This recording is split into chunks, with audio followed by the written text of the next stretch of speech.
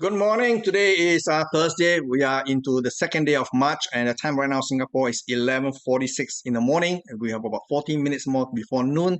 And over there on Wall Street, we see continued weakness, but it ended up as a mixed bag because we have Dow Jones that actually closed marginally higher, whereas the S&P 500 and the Nasdaq actually closed with marginal losses. But the tone of the market was actually set in Asia yesterday.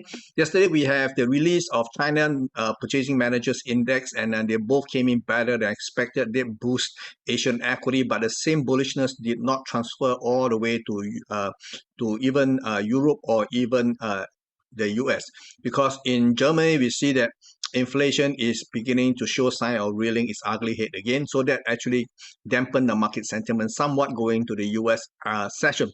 So there we have it in Asia.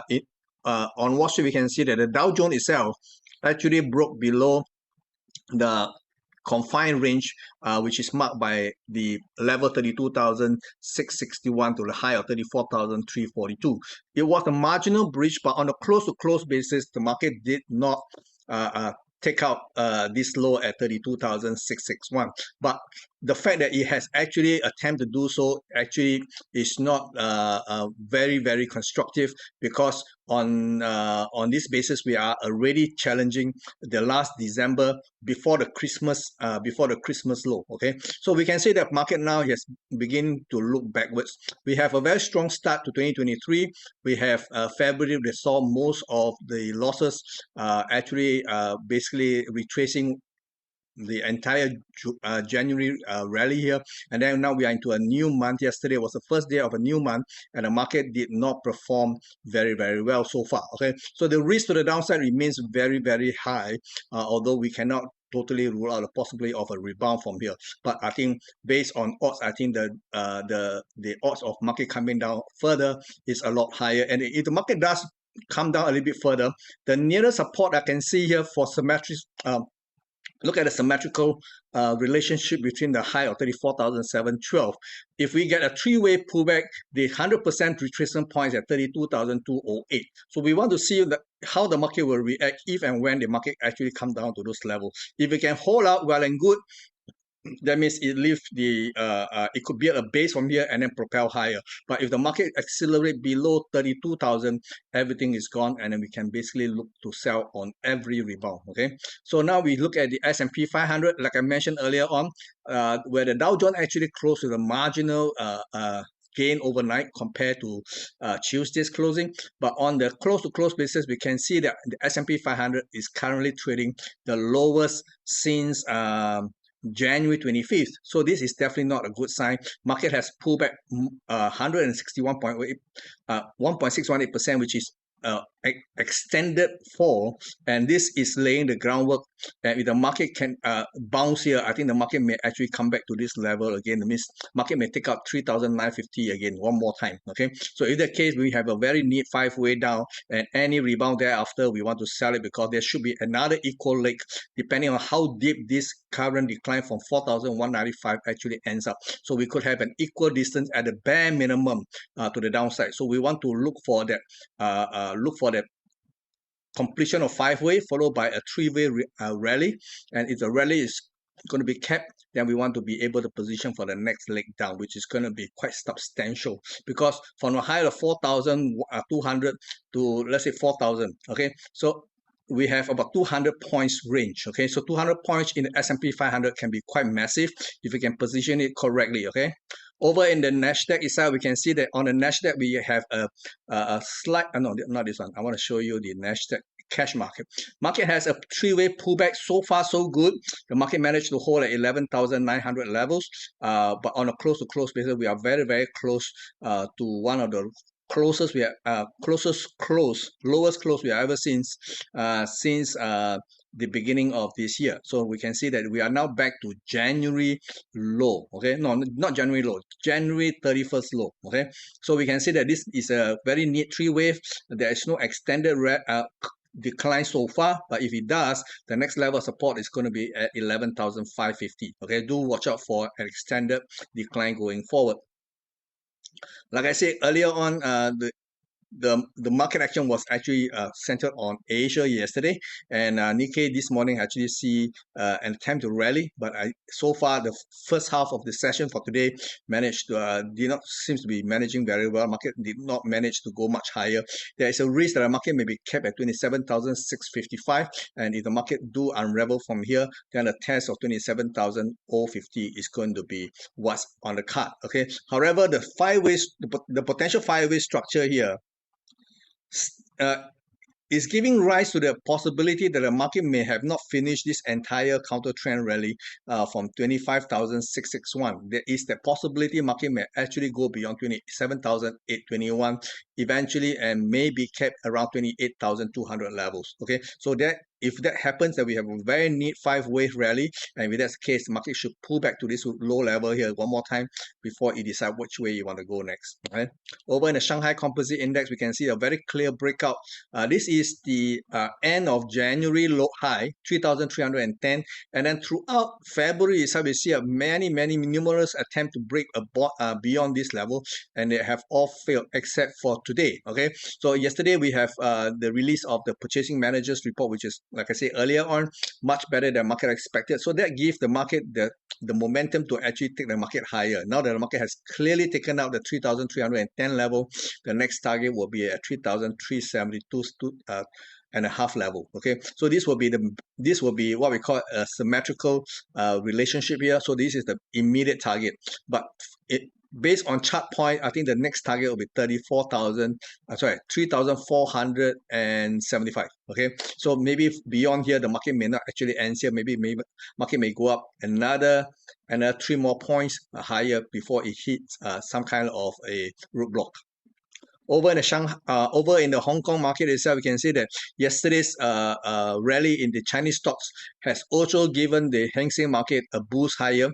And so far this morning, we can see that the market is still maintaining the slightly bullish outlook, because since China removed its zero COVID policy and reopened, we can see that factory activity has been humming along very well, and that gives rise to the idea that maybe Chinese economy may be creating the demand that the world needs, and that is actually playing out very well for their stock market. Okay, so Hong Kong is actually a beneficiary of that. So we will see how far this thing can go. I think personally, it would have problem going beyond the 21,250 levels. So I think this is the 50% mark.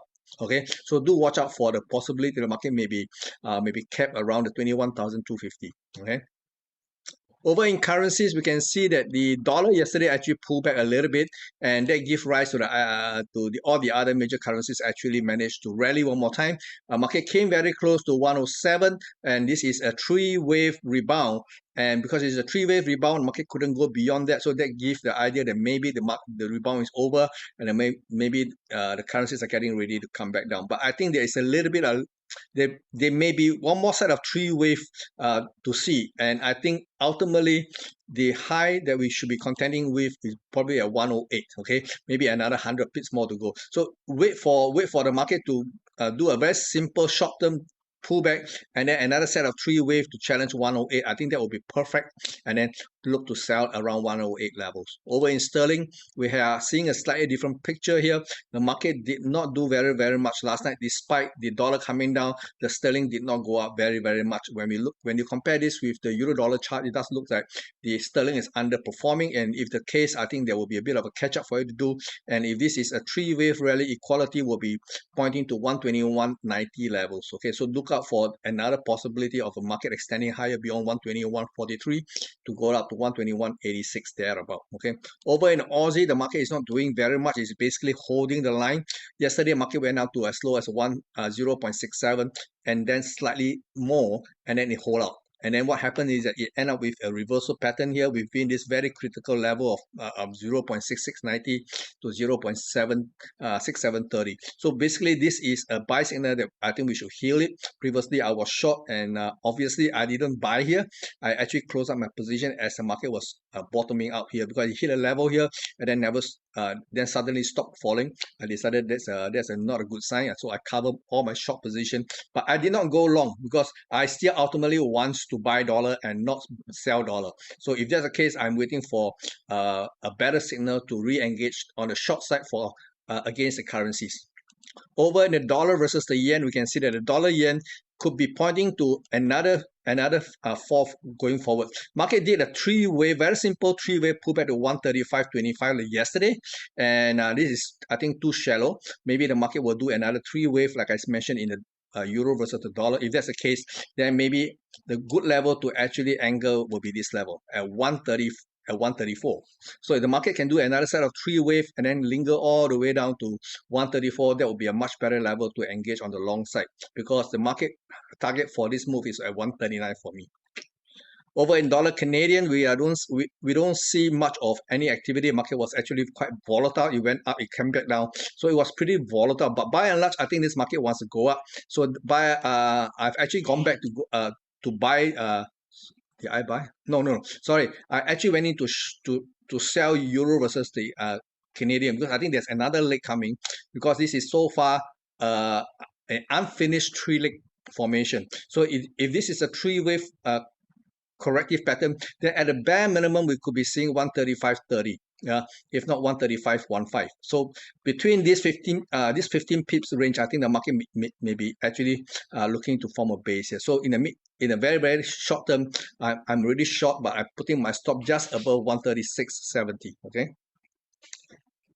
Over in the other commodities, we look at gold. Gold managed to recover to $1,844.70 overnight, and it has already met its immediate resistance, and this resistance is centered around $1,847.60. So we will have to see whether there is enough momentum for the market to go higher. I think there is, but we need to see a more decent pullback if the market, but on the condition market holds at this level at 1,823. Okay, if the market goes below 1,823, then maybe there's a different structure in play here, but ideally we want to see a three-way pullback and then sits at 1,823, and then for market to actually propel higher. But again, for all realistic reason, I think either at 1,870, that will be I think where the market may hit, but most optimistic outlook calls for a 1,890, which I think at this moment is a little bit far-fetched, because so far it doesn't seem that it has a lot of momentum behind it. And of course, it's all tied down to the current weakness in the dollar. And if the dollar weakness is temporary, then the rise in gold is going to be also temporary. So do keep the overall perspective in mind here when you trade precious metals. Silver, we can see that silver has a less than committed rally here, and the market right now has a very, very minor three-way pullback. If you go down to the 1 hour, you can see this three-way pullback a little bit clearer. You can see that this is a very minor three-way, and it's not even complete yet. So by and large, I think the market still have a little bit more wiggle room downside at $20.78, and hopefully market can actually stabilize here and use that as a base to propel higher. But again, top side for this move here is about $21 and maybe 41 cents. Okay, so top side is actually quite limited. Okay, so do not go in to buy precious metal in a big way just yet. The time will come, I think, somewhere towards the end of April or in early May. Now, when we look at crude oil also managed to recover somewhat yesterday, and my view is that the rally that we are seeing, but we need the market to be a little bit stronger than this. Currently, the market rally has been very, very, how would I say? Yeah, it's crawling higher. It's not like rallying. So we need to see a more robust move, like a big spike. One candle bar, we show a very, very significant spike. But right now, we are not seeing any of those. So that means the market is inherently not very, very strong. Okay, so do watch out if you are already long, which I am. So I'm hoping that the market may accelerate to the upside.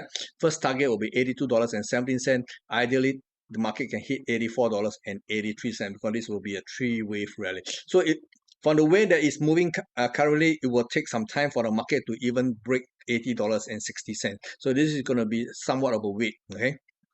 Over in crypto, we can see that Bitcoin and Ethereum actually is trying to burst higher. Yesterday, I did mention there's a near-term resistance line here that will determine the fate of this current of this token here. So yesterday the market actually managed to do this three-way, but haven't quite hit its ideal target at 24,160. So the market actually now come back and sits at this resistance now and support. So I think the market has the criteria to actually challenge much higher. A break of 25,270 will point to a target of 26,300. So once the market reaches this level, be very careful, because the risk is that this could be the last leg of this entire move from the downside. And let me show you the daily time frame to give you a better look of this. This is a 5-wave pattern. Okay, so the market at this point itself has already completed somewhat its 5-wave pattern. So the risk of another surge beyond 25,270 may or may not come true. Okay, for all we know, the market may have already capped at 25,270 to complete this 5-way structure, but there is that possibility, because so far the pullback has been very corrective, and despite the weakness in US equity market, Bitcoin has been managing very well. It has been very resilient. So that gives the idea that market maybe have one more leg to go to test the 26,300, but be very careful. If the market failed to even hit this level and started to fall, take that signal, because the market can come back all the way here to $21,400. Okay, so that will be a massive pullback here, and that is quite normal based on the wave pattern that we are seeing.